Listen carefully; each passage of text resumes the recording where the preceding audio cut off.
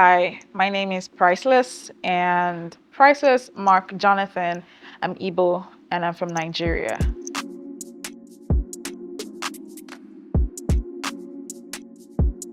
How did my environment change, like shape my creativity?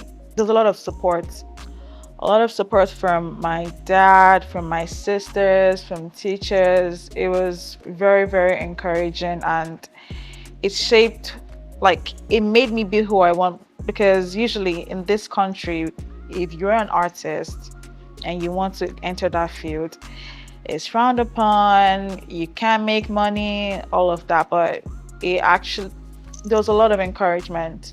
My dad would bring like a lot of sketchbooks, papers, those A5, A4 papers, the big ones, a lot of it. I was always excited, to draw and show people because I get a lot of feedback from it. And I was just excited, like I painted on my like pencil drawings. There was this pencil color pencils that was very popular. It's called Prismacolor pencils. I wanted it so bad. I've never wanted anything so bad before. I got it and I was like, once I get this, my art is unstoppable. When did I first realize painting meant something more than a hobby? It has to be when I first sold my first painting. Like I was doing it like for fun and just letting go and creating, and somebody bought it and I was like, damn, so people like my stuff. Okay, okay, I can work with that. How would I describe the community I grew up in and how did they show up in my work today? Ugh. I grew up in a very western, environment where it was a lot of, how do I put it, Caucasians. And I didn't really embrace my African or Nigerian features or culture rather. I felt like I did not belong. So well, that was basically what I was putting out. And it showed, no matter how much I tried to hide it. And I grew up and I realized that there was nothing wrong with my color, black, beautiful. And I started embracing it, embracing my culture, embracing my heritage. And it started reflecting. I started discovering things that I didn't even know was there. And all I have to say is it shaped me a lot because I grew up from a certain heritage, from a certain kind of environment, and I transitioned and I embraced who I was basically. Yeah. Was there someone, family, teacher, or artist who influenced my journey into art? Uh, does Instagram count as part of mentor? Because I was just I was just there. I would see artists, a lot of them, and they were just painting, and I just wanted to be them. I'd see people because I was wanting to go into animations. I would see them, and I just wanted to be there, but there was no particular person. I just see young people painting, and oh yes, Sam does art. He does amazing animations, or rather illustrations, and I wanted to do that. So I would just like put all my time there on Instagram, just watching and looking and wondering how I can be that. Like if I see that I can do that. There was a lot of influences, a lot of people that I looked up to, and I just wanted to be who they were. Like their art was amazing. There was not a particular person. No, no, there wasn't a particular person. What values from your upbringing still guide you as an artist? Mm, it has to be my belief. My belief in God is still it guides me very, very much. Um, been through a lot, seen a lot, and I'd say one thing is for certain. I place God in everything. It didn't start like that. It didn't start like that. It's a struggle. I'm still struggling, but it's not always been like this. Came from a very dark place. I try as much as possible to hide it, but it always shows my art. No matter how much I try to hide it, it will show. So I realized that I'm laughing because uh, it's very it's very personal. I always want to infuse my belief with my painting. Not to make you really religious or anything, but to just show who he is and how much he has done for me. But yeah, that's one thing I'll say. What work am I currently on right now, and why does it matter to me? I started this painting series 3, 4 years ago in 2021. I started as digital painting, and I've always had the notion to bring it to life.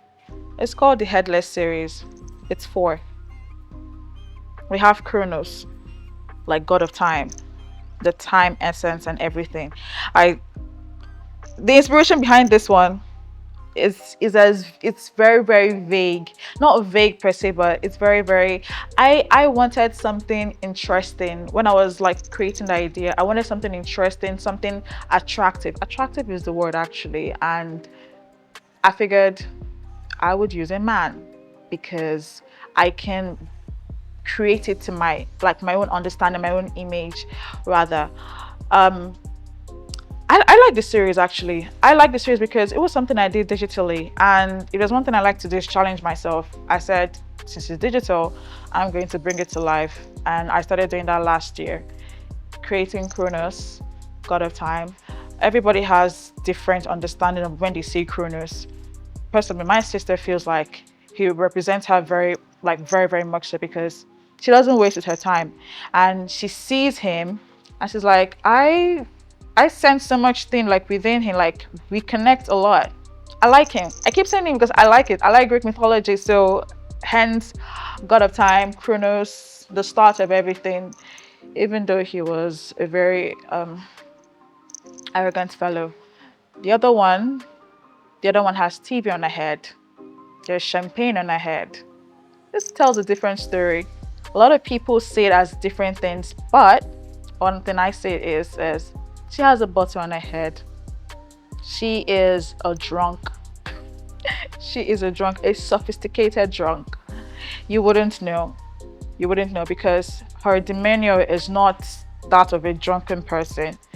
Instead, it's more sophisticated, like she can handle herself. A little bit more like me, I would say. But that is one thing I'm looking forward to. There's one I'm looking forward to. It's still part of the Headless series. Is the one with lollipop on her head. She's a child, but an adult child, and that one is going to about 6 feet tall. I'm smiling because I'm really, it's something that has been in my mind for a long time, and seeing it like physically and actually bringing it out, it's a different kind of joy. And now there's another one that in theory that I'm bringing out. It's called Obara. Means blood in Igbo. It's literally a death experience for me because I almost died. Literally, I saw the gates of heaven. I saw the gates of heaven, and I saw the gates of heaven, and I figured I'm making a painting series out of this. There is no way. There is no way I'm not going to, because a lot of things literally. I felt a lot of connection. I almost died. That changed everything completely. It changed my perspective on everything. And it's going to be three: pain and death, resurrection, and rebirth. I'm about to cry right now. What story am I trying to tell through my paintings at this point in my life? Expression and storytelling. I am a very passionate person. I like to say so myself. What story am I trying to tell? You see it and you feel a kind of emotion. I do not want to do a painting or make a series that will probably what people would like. I've never been one to be a people's pleaser. I don't really like it. I will do what I want to do. And if you feel the painting, whatever interpretation you have, good for you. What am I trying to express, or what am I trying to tell? I want you to see the painting. I want people to see the painting and feel an emotional bond. You can tell what happened without having me telling you what happened at that point in my life. You see it, you feel a connection. Spiritual is a storytelling. You feel depth. I don't need to tell you anything that happened. You see it and you can tell. That is what I'm trying to tell people. No words, just pure expression. Yeah. What challenges am I currently facing as a Nigerian artist, creatively or financially? Financially, growing up, artists are poor. It's always been the back of my mind. Artists are poor. You can't make money as an artist. You'll be broke, they said. Well, when you sell your like first painting, second painting, third painting, kind of change perspective on that aspect. But then I began to realize something, that the country is not really favorable to Nigerian artists. A lot of people don't have opportunities. There are opportunities, but a lot of people are not informed. What did I face as a Nigerian artist? There's nothing I did not face. You be broke, you do this, you do that. But financially, I would say that I did do something on the side. So I wasn't a broke artist. Or rather, I'm not a broke artist. I did do something on the side. So that was what was sponsoring it. Yes. Plus probably my father. My father had like a big a big help, big hand in that.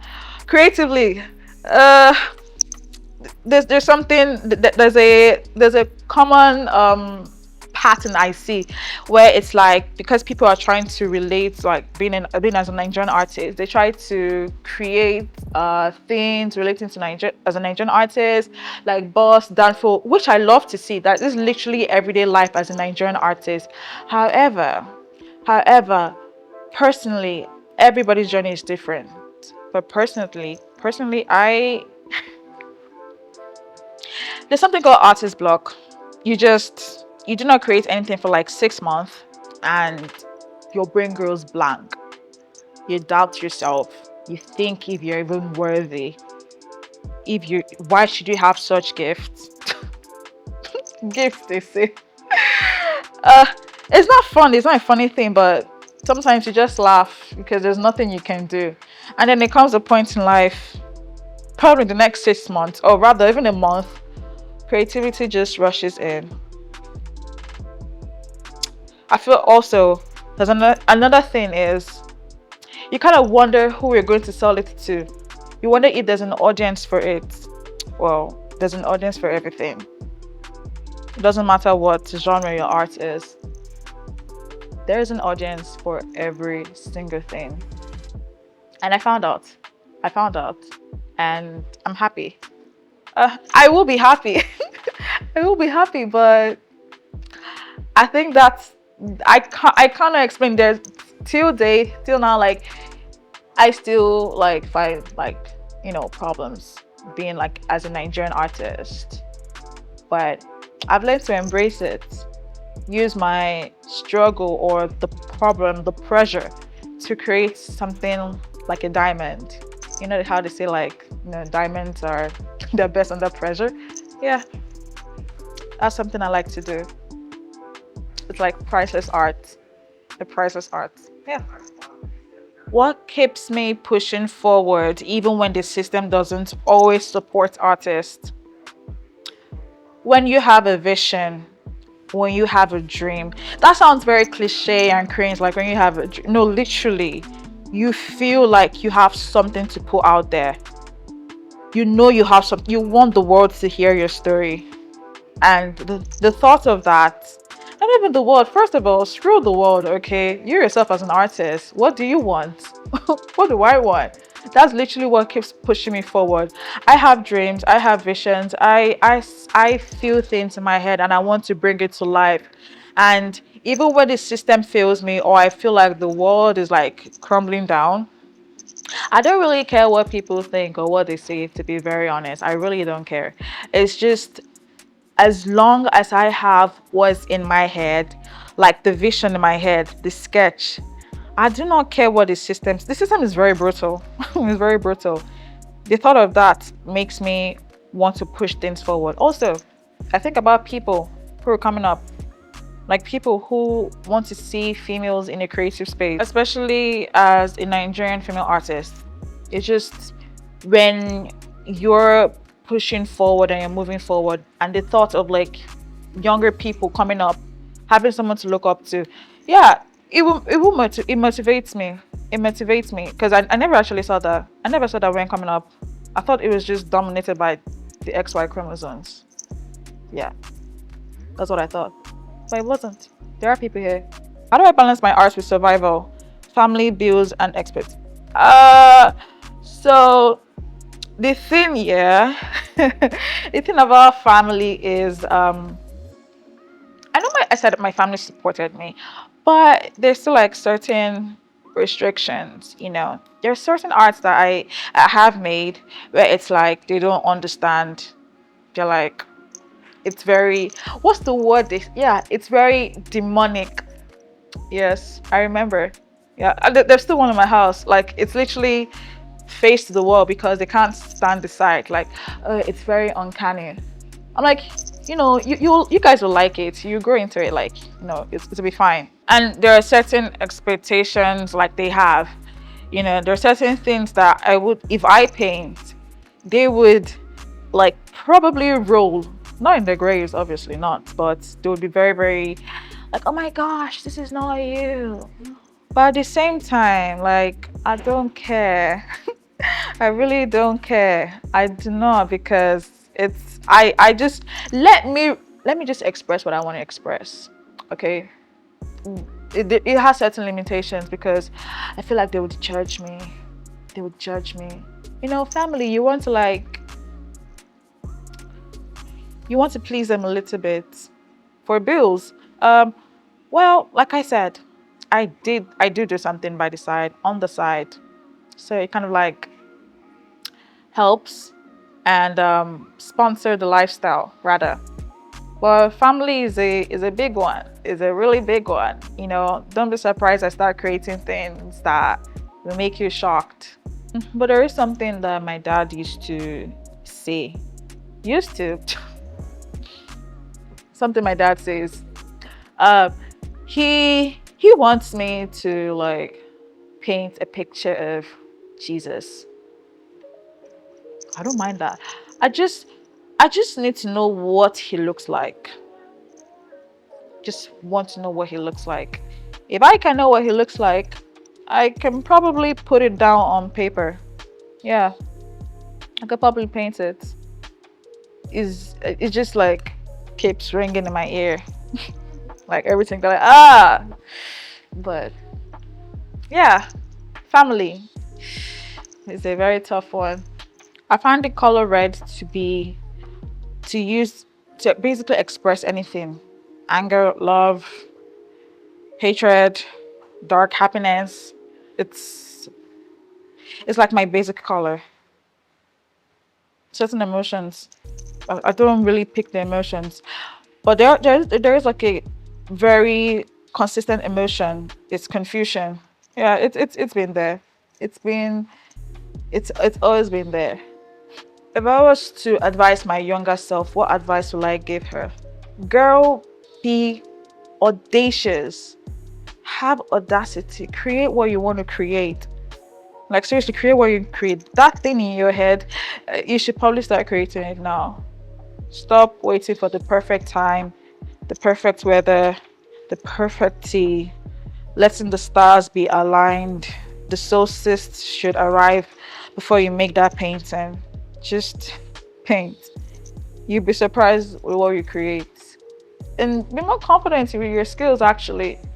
Explore a lot and understand and know that you're not confused. Just paint. Stop waiting for it. Don't stop being such a perfectionist. I wish I had known. Yeah. What can I say that can make people embrace arts more? People who are coming up, that's just one little piece of advice. If you feel like art is not going to sustain your like livelihood, it's fine to pick another thing. If you don't believe in yourself, it's fine. If you also like the arts but you feel like you're not capable to go towards a direction, it's fine as well. But one thing I will say is art is not for everybody. It's not. If it's not your cup of tea, your piece of cake, then don't do it. But if it's something that you like, if it's something you're passionate about, do it. Who cares? But if you want to be on the safe side and say, oh, I don't want to be a struggling artist, then have something you do for yourself. For me, I have something I do on the side. I like doing other things. I like seeing art as an extension of myself, as a release place, as my safe haven. So when I'm doing other things and I feel overwhelmed, I come back into art. It's like my home, my roots. And if you feel like you have what it takes to be an artist and to head towards that direction, make your research. If you feel like artists don't have money, make your research. No, seriously, make your research. Well, art is not for everybody. It's not.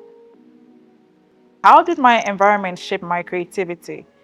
It was very supportive, but I grew up with like a lot of like Caucasians, white people, and watching them. Basically, they were all around me, and that was how I started with the art. I was always painting those kind of faces. I didn't really embrace my Nigerian African side at all. I didn't embrace it. And then I grew up and I started to notice things like Black is beauty and started to embrace and my culture, my individuality, my identity, and it started reflecting in my art. So it shaped me a lot. You literally say it went from all white to like then embracing my Nigerian side. And I'm happy. I'm happy it started that way. It made me cherish it more and defend it more. So yeah, that's how it happened. Hello, my name is Priceless Mark Jonathan. I am Igbo. I am Nigerian. I'm mixed, but I do not recognize the other half, but I am Nigerian, and that's what that matters.